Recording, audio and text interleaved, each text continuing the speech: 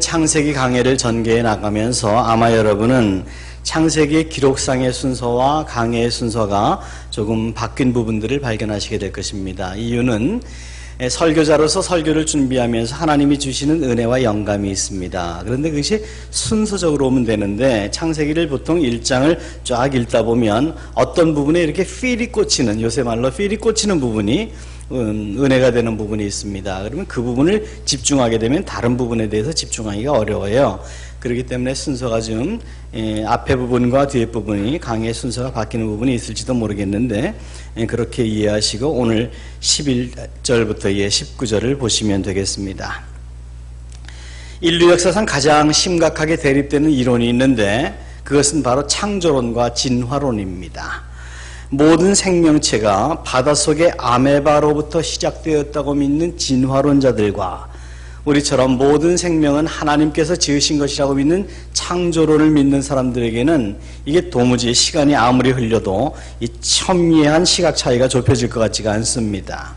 그리고 앞으로도 아마 그럴 겁니다. 원숭이를 자기 조상이라고 믿는 사람들과 우리는 거룩하신 하나님을 따라 지음받았다고 믿는 사람들이 어떻게 한 자리에 앉아서 역사책을 기록할 수가 있겠습니까? 이게 얘기가 안 됩니다. 불가능합니다. 창조론과 진화론 못지않게 인류의 역사를 두고 어떤 민족이나 나라에게나 똑같이 있는 질문이 있습니다. 그것은 뭔가 하면 닭이 먼저냐 알이 먼저냐 하는 거죠. 혹시 여러분 중에 닭이 먼저라고 생각하시는 분 손 들어보십시오. 닭이 먼저다. 네. 알이 먼저다 생각하시는 분 손 들어보십시오. 알이 먼저다. 예. 나머지 분들은 닭이든 알이든 먹기만 하면 됐지 무슨 상관이냐. 뭐 그런 생각이신 것 같은데.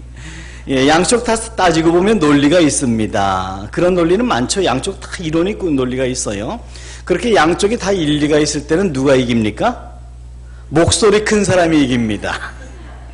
그리고 목소리 큰 사람이 이기는 나라치고 우리나라처럼 살기 좋은 나라 별로 많지 않습니다. 정말 애들이 부르는 노래처럼 우리나라 좋은 나라입니다.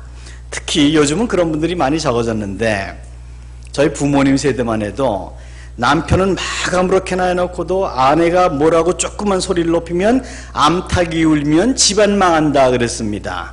근데 그게 왜 그런가? 창세기를 몰라서 그랬습니다. 창세기를 몰라서 그래요. 아침이 되어 암탉이 우니 이는 6째 날이더라.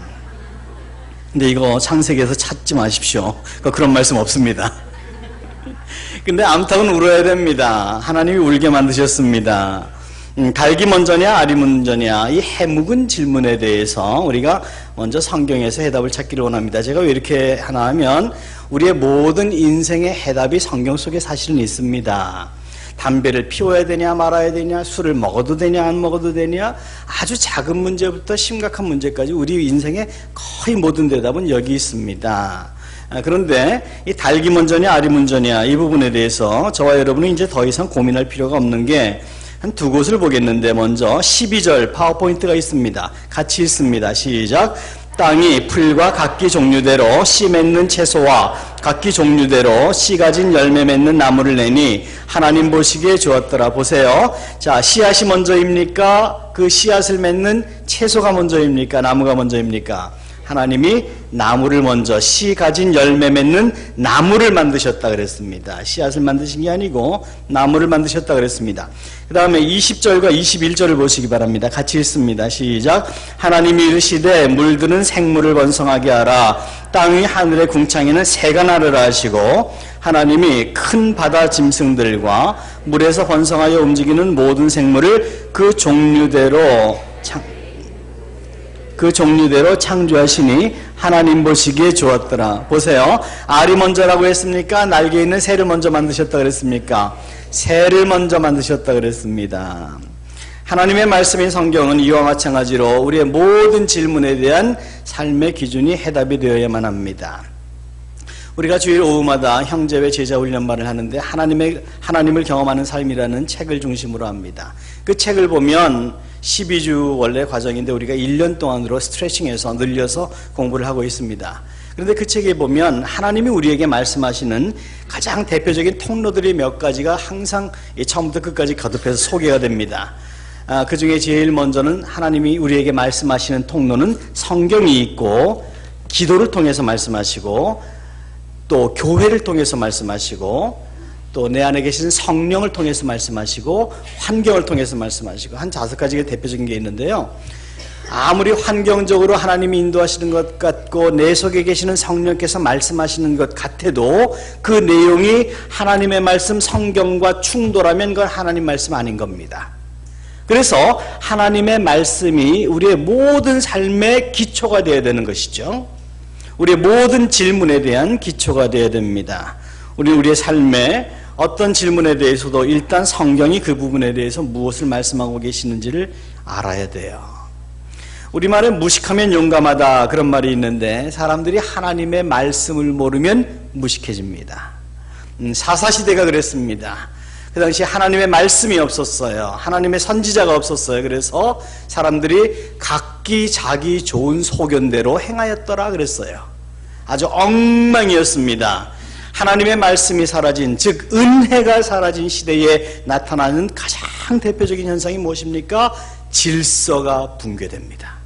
이 말씀은 제가 여러분에게 여러 번 드렸습니다. 가정이나 교회나 국가나 아니면 내 개인의 삶이나 질서가 무너집니다. 은혜가 사라지면 질서가 무너집니다. 무질서하게 돼요. 내가 내 소견에 옳은 대로 큰 소리 내는 세상, 큰 소리 내는 공동체가 되고, 은혜가 임하면 질서가 임합니다. 은혜라는 것은 하나님이 나를 통치하시는 것입니다. 그래서 하나님이 나를 통치하시면 하나님 말씀 안에서 살겠다고 하는 내 삶의 질서가 잡히는 거예요. 그런데 사람들은 하나님을 모르기 때문에 용감해집니다. 너무 용감한 나머지 자기도 확실하지 않은 이론을 가지고 우기게 되는데 그 중에 하나가 진화론입니다.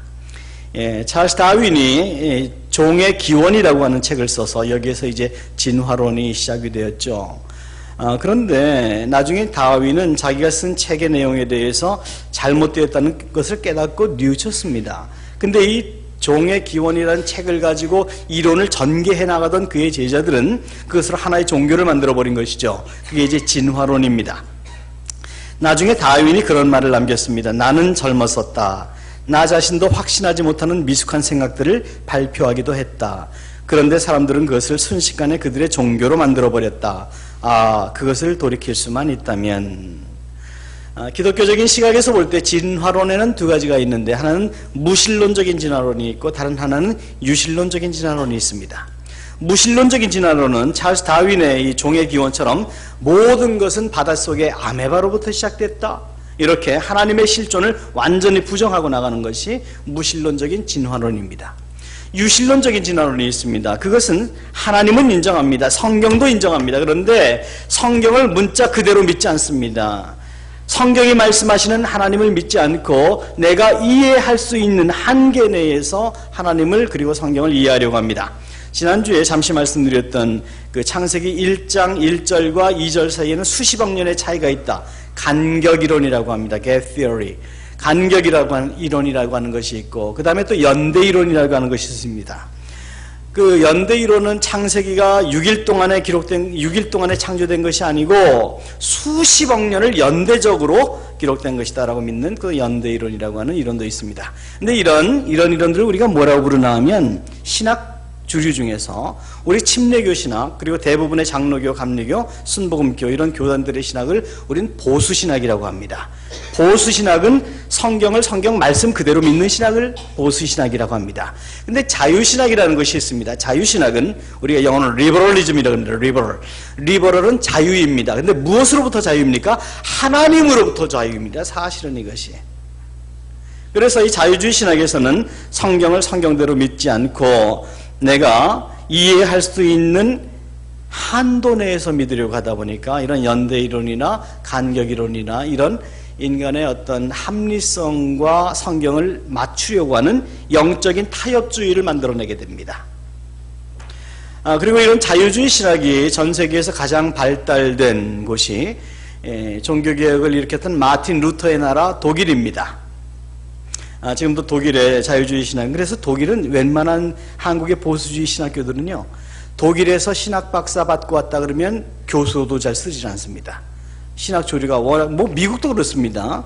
예일 대학이라든지 하버드 신학대학이라든지 굉장히 보수적입니다. 옛날에 제가 골든게이트라고 하는 그 침례교 신학교에서 마스터 과정을, 석사 과정을 하고 이제 그 후의 과정, THM 과정을 예일에서 하려고 예일에다가 원서를 냈어요. 쓰는 그 지원서 중에 간증문이 있습니다. 간증문을 써서 냈습니다. 그랬더니 다시 연락이 왔습니다. 그거 말고 그런 어떤 하나님이 뭐 내 인생에 어떻게 역사하셨고 뭐 이런 거 말고 어떤 자기들이 원하는 간증문이 있는 거예요. 학문적인 간증문, 그런 걸 기대하는 거죠.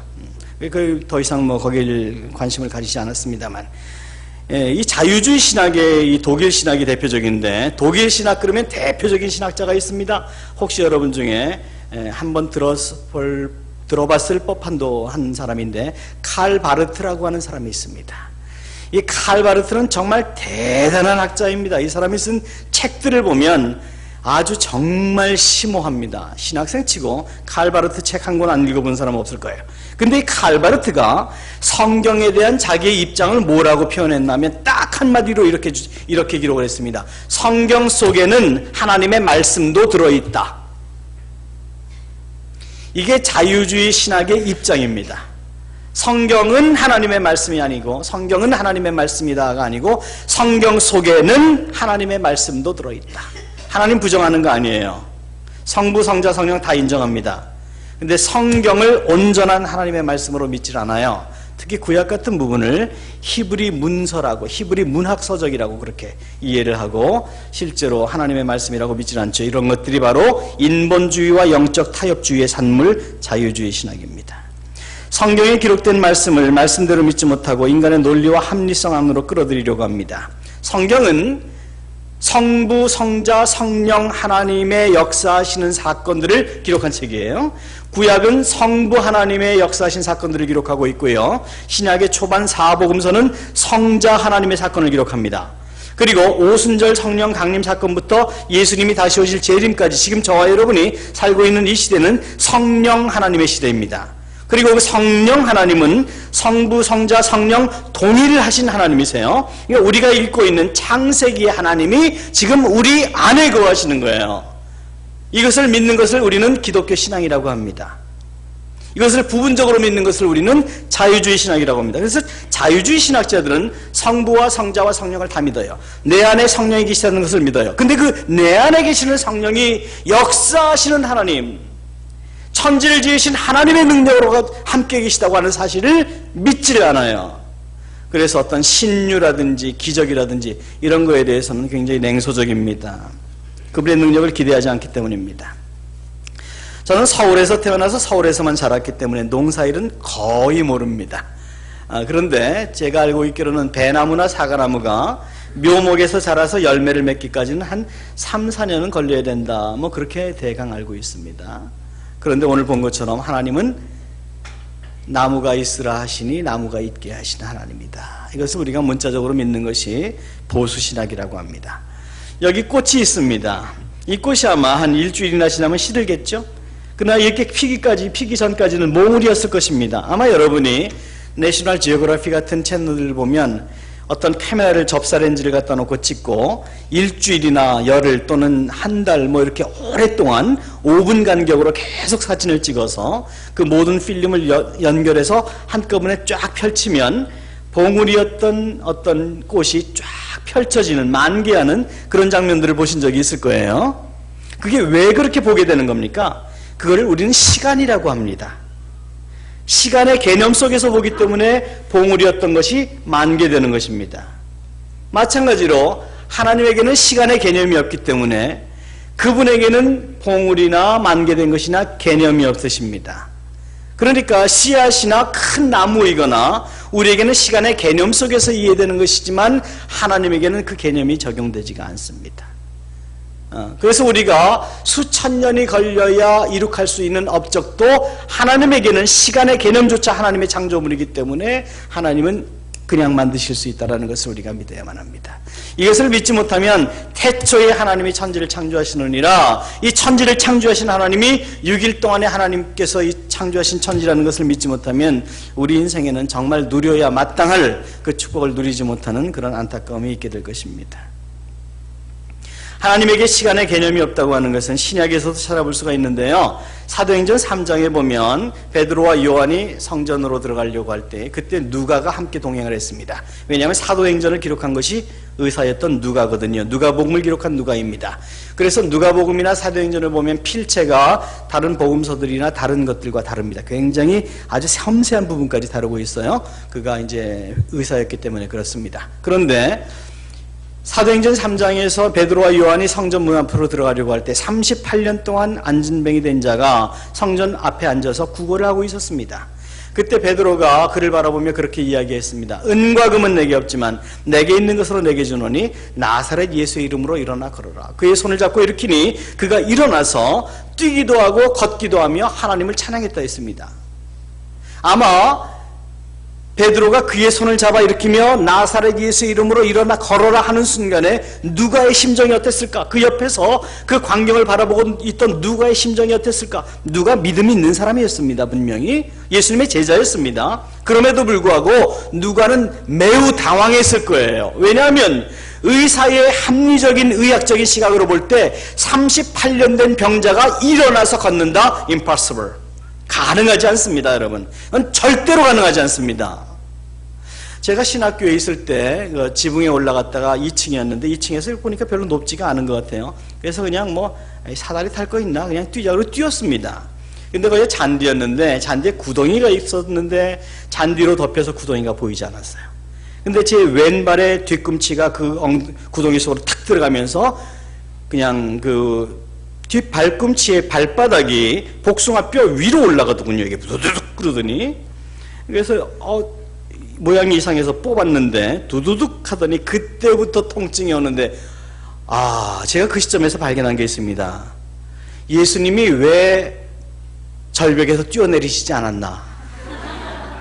되게 아픕니다. 되게 아파요. 그러고 나서 제가 이제 석고를 했는데 한 10개월 정도를 석고를 했습니다. 제가요, 어디 계단을 올라가거나 내려가거나 할 때 그 몸 불편하신 분들의 심정을 알아요. 이거 두 개 이거 뭐라 그러나 클러치하고 이거 계단 올라가고 내려가는 건 정말 너무 어렵습니다. 특히 이렇게 밀고 닫는 문 열고 닫는 거 너무 어렵습니다. 그래서 저는요, 어디 병원을 신방 가거나 할 때 이거 하고 있는 분들이 있으면요, 저만큼에서 더 뛰어가서 그거 잡아드려요. 제가 그 심정을 10개월 동안 했거든요. 근데 10개월 만에 그 캐스트를 풀었습니다. 석고를 풀었습니다. 풀었더니요, 다리가, 왼쪽 다리가 종아리부터 이 허벅다리까지 소말리아 사람처럼 말라버리더군요. 10개월 만에. 그래서 뭐 재활은 하지 않았습니다만 그 당시에 뭐 의료보험도 없고 그래서 걸으려고 하는데 걷지를 못하겠더라고요. 왼쪽 다리에 힘이 없어가지고 근육이 완전히 죽어서 풀썩풀썩 주저앉더라고요. 그래서 석고를 풀고 나서도 한동안 한쪽에 이거 잡고 다녔습니다. 자, 38년 동안 그렇게 살았던 사람입니다. 38년 동안 앉아서 살았습니다. 여러분 한 몇 시간만 앉아있다가도 일어나려면 막 엉망이잖아요. 38년 그랬습니다. 의사인 누가가 볼 때 이게 가능해 보였겠습니까? 아니요. 가능하지 않았을 거려. 당황했을 거려. 저거 분명히 못 일어나는데.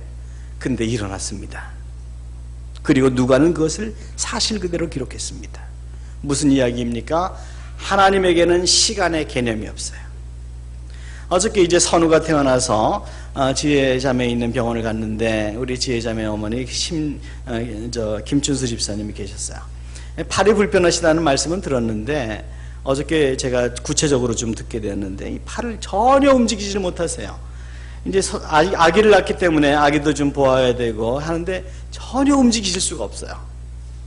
제가 오늘 예배 때에 어제 시간 내셔서 제 방으로 오십시오. 저랑 또 몇 분 모여서 같이 기도합시다 그랬습니다. 저는 어떤 일을 두고 어떤 몸이 불편하신 분이나 어떤 상황이나 어떤 사건을 두고 하나님께 기도할 때 내가 하는 그 하나님은, 내가 기도하는 그 대상의 하나님은 바로 이 천지 창조를 하신 하나님, 38년 된 병자를 그 순간 치료하신 하나님, 그걸 믿습니다. 제가 하는 게 아니고 하나님의 능력으로 하나님이 하실 수 있다는 것을 믿습니다. 하나님이 하실지 하시지 않을지는 up to him, 그분에게 달렸습니다. 그러나 우리에게는 기도할 수 있는, 적어도 예수의 이름으로 기도할 수 있는 권리가 있습니다. 그래서 기도하는 것이죠. 그래서 오늘 같이 기도하기로 했거든요. 예, 저와 여러분에게 기적은 하나님에게는 상식입니다. 사람을 창조하실 때도 마찬가지였습니다. 아담과 하와를 창조하실 때 이미 그들은 재생산이 가능한 성인이었습니다. 갓난아기로 창조하신 게 아니에요. 탯줄 다고 나오는 게 아니었단 말이에요.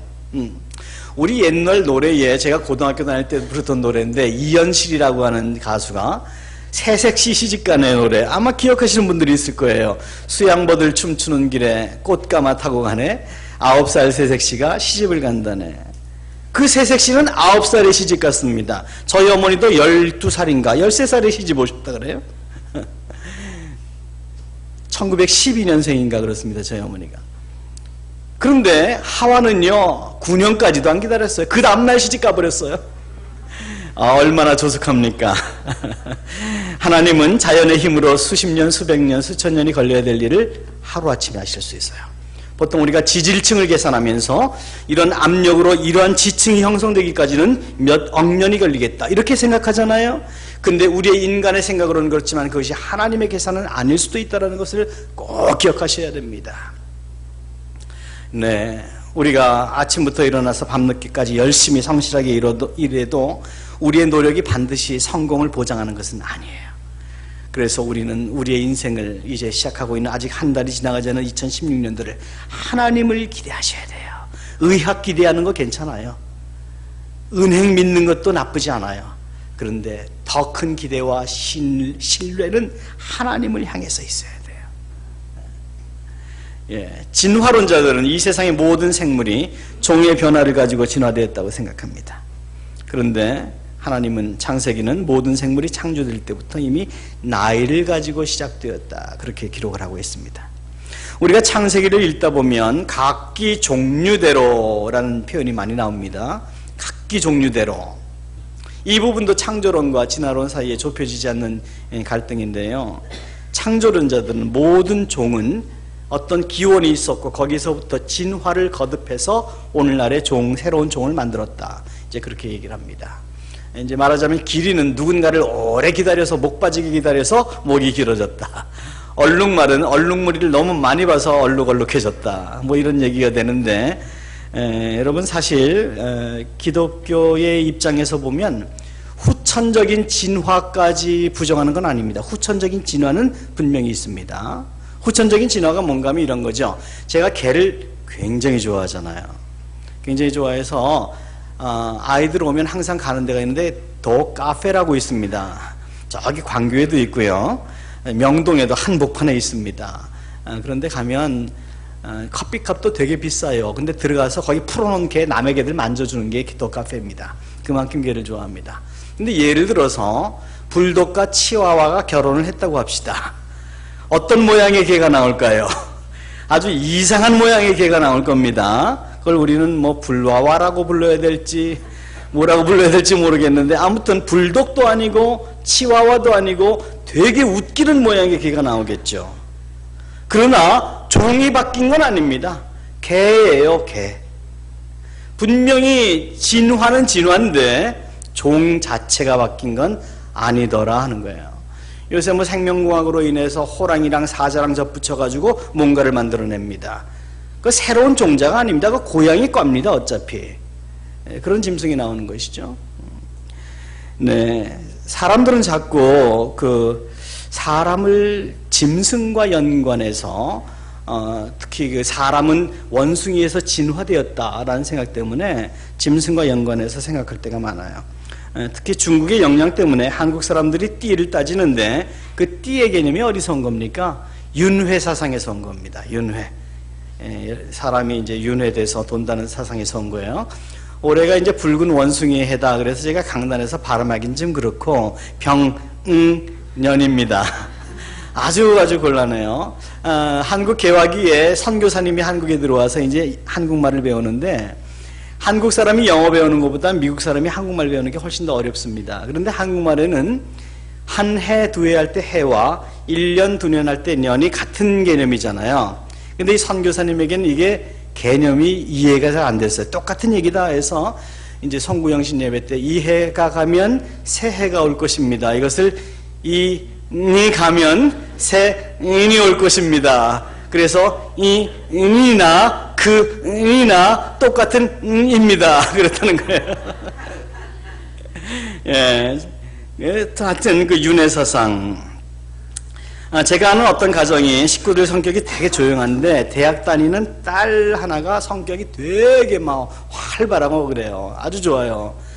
그래서 이 집에 따님은 어떻게 그렇게 활발해요? 이렇게 얘가 말띠라서 그래요. 백말띠예요, 그래요. 여러분 그런 얘기 앞으로 우리 예수 믿는 사람들은 하시면 안 됩니다. 그러면 제 성격은 제가 개띠라서 성격 이런 겁니까? 전 그렇게 생각 안 합니다. 그래서 예수 믿는 사람들은 띠 얘기 안 하는 게 좋고, 누가 무슨 띠냐 물으면 그냥 난 예수띠다 그러면 돼요. 천지창조의 넷째 날 하나님께서는 해와 달과 별을 만드셨습니다. 여기에서 이제 14절을 보면 징조라는 말씀이 나와요. 징조와 계절과 날과 해. 이 징조라는 것은 자연의 변화 현상을 얘기하는 겁니다. 페노메논, 현상, 나타나는 현상들을 얘기하는 거예요. 그래서 옛날부터 사람들은 이 징조, 하늘에 나타나는 징조를 두려워했습니다. 그래서 태양신도 만들어내고 달림별림, 소원도 빌고 사주팔자 만들어냈습니다. 제 아내에게 아주 친한 친구가 있는데 얼굴도 예쁘고 성격도 되게 좋아요. 근데 한번 결혼에 실패하고 나서 다시 결혼을 하지 않고 혼자 살았습니다. 근데 얼마 전에 연락이 왔어요. 결혼할 사람이 생겼다는 거예요. 축하한다고 축하 카드 보내고 그랬는데 날짜가 안 오는 거예요. 결혼한다고 그러더니 나중에 알고 봤더니 그 남자 집에서 사주팔자를 봤는데 결혼하면 둘 중에 하나는 죽는다. 그래 결혼을 못한다 그랬다는 거예요. 결혼을 못하고 헤어질까 하다가 차마 헤어지지 못하고 결혼식은 안 하고 살기로 했답니다. 그래서 지금 잘 살아요. 잠실에서. 그 사주팔자 본 점쟁이 50%만 맞았어요. 죽어요. 근데 한 사람 죽는 게 아니라 둘 다 죽어요. 안 죽을 사람 나중에 누가 있어요? 다 죽습니다. 근데 그것 때문에 결혼식도 못하고 산다. 참 억울한 일이죠. 예수 믿지 않는 사람들은 두려워해야 될 만한 충분한 이유가 있습니다. 왜냐하면 자기가 자기를 보호하지 못하기 때문입니다. 그래서 한국에도 옛날부터 아침에 소경을 보면 운이 나쁘다 그런 얘기도 있고 아주 이상한 나쁜 문화들이 있어요. 접시나 거울이 깨지면 불행한 일이 일어난다 이런 말들도 있고, 축복된 인생이 아니라 예수 없이 저주받은 인생이기 때문에 그들에게는 모든 것이 두렵습니다. 한국에는 문지방 밟고 넘어가지 마, 문지방 밟으면 나쁜 일 생겨, 그런 속담이 있죠. 미국에는요 사다리 밑으로 지나가면 나쁜 일 생긴다 그런 속담이 있어요. 그래서 미국 사람들은 사다리 밑으로 안 지나갑니다. 저는요 사다리만 보면 일부러 그 밑으로 갑니다. 문지방만 보면 문지방에서 깡충깡충 뛰고 지나갑니다. 뭐가 두렵습니까? 예수 믿는 사람들이 뭐가 두렵습니까? 예수 믿는 사람이 무슨 속담이 두렵고 무슨 천지신명이 두렵고 무슨 세상이 두렵습니까? 천지를 지으신 하나님 아버지가 우리 안에 계신다는 것을 믿는 것이 기독교 신앙이고 임마누엘이잖아요. 뭐가 두렵습니까? 뭐가 걱정이 됩니까? 정말 두려워야 될 대상이 있다면 그 아무도 아니고 바로 나 자신입니다. 여러분 자신입니다. 여러분 자신의 노력이 하나님 없이 해결해 보려고 하는 여러분의 합리와 지혜가 여러분을 망가뜨릴 겁니다.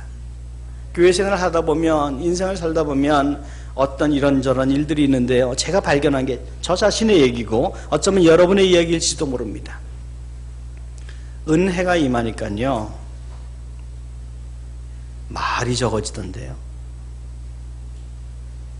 그래서 저는 거의 하루도, 어저께도 마찬가지였고요, 거의 하루도 빠짐없이 하나님 오늘 하루는 왜 이 정도밖에 살지 못했습니까? 저 자신에 대해서 아픔을 가지고 항상 잠자리에 들어갑니다. 내가 왜 오늘 이 정도밖에 이야기하지 못했을까요? 이 정도밖에 살지 못했을까요? 은혜가 임하면 말이 적어지던데요, 은혜가 임하면 지혜가 생깁니다. 어떻게 행동해야 하고 어떻게 말해야 되고. 그러나 은혜가 상실되면 내 속에 있는 것들이 나옵니다. 은혜가 무엇입니까? 은혜는 하나님이 하나님의 영으로 나를 지배하는 것입니다. 은혜가 없으면 내가 나옵니다. 내 속에 있는 말들이 나오고 생각이 나오고 의지가 나오고 책임져 보겠다고 하는 교만이 나오고. 우리가 가장 두려워해야 될 대상은 바로 나 자신입니다. 하나님께서는 그분의 만드신 피조물들을 보면서 보시기에 좋았더라 그랬습니다. 저는 우리 하나님이 참 멋쟁이라고 생각합니다. 여기 강단에 우리 두 분의 집사님들이 항상 수고하셔서 꽃을 갖다 놓는데, 여러분 어떤 꽃이고 색깔 정말 예쁘지 않은 꽃 보신 적 있으세요? 없습니다. 어떤 꽃도 완벽한 색깔을 가지고 있습니다. 산의 나무를 보십시오. 단풍을 보십시오. 단풍 하나하나가 색깔이 다 다른데 얼마나 완벽하게 조화됩니까? 사람이 그런 옷을 입는다면 어떨까요? 진짜 가만 보니까 멋있는 사람은 무슨 색깔의 옷을 입어도, 무슨 옷을 입어도 다 멋있어요. 근데 저처럼 키 작고 배 나온 사람은 색깔도 골라 입어야 되고 옷 모습도, 옷 모양도 골라 입어야 됩니다. 제가 참 너무 겸손하다는 게 항상 문제라는 것도 잘 알고 있어요. 근데 하나님이 지으신 자연을 보면 멋있지 않은 게 하나도 없어요. 근데 그거 아세요? 저와 여러분이 바로 그래요. 이럴 때 아멘 하셔야 되는 건데 얘기 안 하시네. 네, 저와 여러분이 하나님 보시기에 좋았더라. 근데요, 우리는 하나님 지으신 다른 모든 자연은 다 아름답다 하면서 그를 아름답다 하지 않아요. 여러분, 이것보다 큰 죄가 없다는 거 꼭 아셔야 됩니다. 하나님이 보기 좋다 하시는데 왜 우리가 우리 자신을 그리고 다른 사람을 미워합니까? 보기 싫다 합니까? 우리의 창조주이신 주인이신 주님께서 넌 참 보기 좋아, 내가 너로 인하여 기쁨을 이기지 못하겠다 하는데 왜 우리는 우리 자신을 질타하고 용납하지 못하고 지나치게 비판적이고 불만합니까? 성장을 위해서 비판한다면 얼마든지 비판하십시오. 그러나 연민에 빠질 이유는 없습니다. 내 모습 이대로 주 받으시옵소서. 용납해야만 합니다. 하나님을 실망시키는 것이 죄라는 사실을 잊지 마십시오. 하나님께서 최선을 다해서 작품 만드셨는데 우리 자신을 미워하면, 누군가를 미워하면 죄라는 사실을 잊지 마십시오. 어두운 세상에 빛으로 오신 예수님은 그분을 주인으로 모시고 있는 저와 여러분이 더 이상 이 어둠 가운데 있게 되기를 원치 않으십니다. 너희는 세상의 빛이라 말씀하셨습니다. 너희는 세상의 소금이다 말씀하셨습니다. You are the light, you are the salt. 너희는 빛이 되어라, 소금이 되어라 라고 말씀하시지 않고 너희는 이미 빛이고 이미 소금이다, 그렇게 만드셨다는 거예요. 예, 그 하나님, 우리 안에 계시는 하나님을 드러내야만 합니다. 만약 그럼에도 불구하고 우리의 모습이 현실에 대해서 지나치게 불만하며 살아간다면 그것은 마치 빛을 내지 못하는 별과도 같습니다. 여러분, 만약에 어떤 별이 빛을 내지 못한다면 그 이유가 뭘까? 한 가지 이유밖에 없습니다. 태양이나 다른 별들의 빛을 받아서 반사하지 못하기 때문입니다. 즉, 주신 은혜를 다 깔고 앉아있기 때문입니다. 우리에게 은혜 주심은, 우리를 이 세상에 보내심은 우리에게 주신 은혜를 반사하여 빛이 되고 소금이 되고 복의 근원이 되라고 우리를 부르셨습니다. 여러분에게 주신 은혜가 반드시 있습니다. 주신 복을 세워보십시오. 반드시 있습니다. 여러분, 깔고 앉아서 빛도 소금도 아닌 마치 블랙홀처럼 다 빨아들이는 존재로 이 세상 살라고 우리를 이 땅에 보내신 하나님이 아니라는 걸 꼭 기억하십시오. 너희는 세상의 빛이다. 주신 은혜, 주신 영광, 하나님을 위해서 드러내셔야만 합니다. 별이 빛을 내기 위해서는 반사해야만 합니다. 우리도 마찬가지입니다. 우리 안에 빛을 낼 만한 선한 것이 있지 않지만 빛을 낼 수 있는 유일한 방법은 참빛 대신 예수님의 빛을 받아서 반사하는 것뿐입니다. 하나님께서 천지창조의 넷째 날에 만드신 이 땅의 모든 것들, 채소와 나무들, 그것들은 하늘을 향해서, 태양을 향해서 자라납니다. 여러분, 베란다에 있는 꽃이나 나무들을 보면 해가 뜨는 쪽으로 이파리가 자라날 것입니다. 해바라기도 마찬가지입니다. 마찬가지로 저와 여러분은 주를 향한 주바라기 인생으로 살아야만 합니다. 여러분의 인생의 목표를 하나님을 향해서 가지십시오. 그러면 하나님이 여러분의 인생을 이루실 것입니다. 자존감 가지고 살아가셔야 됩니다. 넘어질 때 넘어질 수 있을 것입니다. 그래도 내 안에 계시는 천지를 지으신 하나님이 결코 우리를 방임하시지 않는다, 방치하시지 않는다, 이 사실을 조금도 의심하지 말고 당당하게 살아가야 됩니다. 여러분을 미워하지 마십시오. 이웃도 마찬가지지만 특히 여러분을 미워하지 마십시오. 여러분 안에 계시는 성령을 근심하게 하지 마십시오. 이제까지 실수 때문에 주저하시면 안 됩니다. 우리는 창조주 하나님 눈에 정말 그냥 두고 보기도 아까운 인생, 새로 태어난 아기, 그냥 뭐 아무거 안 해도 이쁘지 않습니까? 그거보다 더 이쁜 존재가 이 세상에 어디 있을까요? 저와 여러분이 이 세상을 살아가면서 죄와 허물과 실수와 이런 것들로 얼룩져 버렸습니다. 그럼에도 불구하고 우리는 역시 하나님 눈에 정말 그냥 보기에도 아까운 존재들이라는 사실을 잊지 마십시오. 여러분의 자녀가 아무리 나이 들었어도 여러분 눈에는 세상에서 가장 아름다운 존재이잖아요. 하나님 눈에 저와 여러분이 그렇습니다. 그러한 시각으로 여러분을 보시고, 그러한 시각으로 이웃을 보시고, 그러한 시각으로 빛이 되고 소금이 되고 사랑이 되는 저와 여러분 될 수 있기를 예수님의 이름으로 축복합니다. 기도하시겠습니다.